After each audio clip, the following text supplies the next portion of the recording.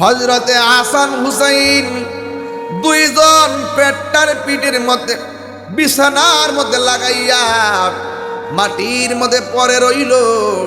এই দিক দিয়া মা ফাতেমা ডাক দে উঠে না, মৌলা আলী রাদিয়াল্লাহু তাআলা ডাক দে উঠে না। বন্ধুরা রে আমার যখন দুইজন উঠে না, কিন্তু আমার নবী আপনার নবী রাহমাতুল লিল আলামিন যায়া ডাক দিলি ইয়া হুসাইন, ইয়া হুসাইন। যেই মাত্র আমার নবী আপনার নবী ডাক দিয়া কইয়া হুসাইন,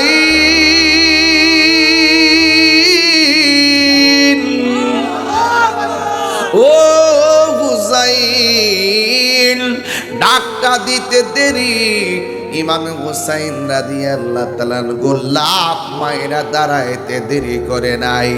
মা ফাতেমা ডাক দিয়ে কি, ও হুসাইন, আমি ডাকলাম তোমার বাবা ডাকলো, পেটের ক্ষুধায় দাঁড়াইতে পারো না, কিন্তু একটা ডাকও দেওয়া লাগে নাই। তোমার নানা জান একটা ডাক দেওয়ার পরে কেন দাঁড়াইয়া গেছো?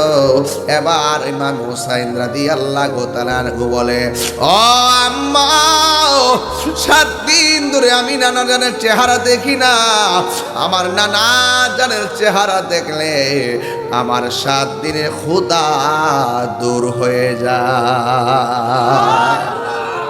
আল্লাহু আকবার। কেন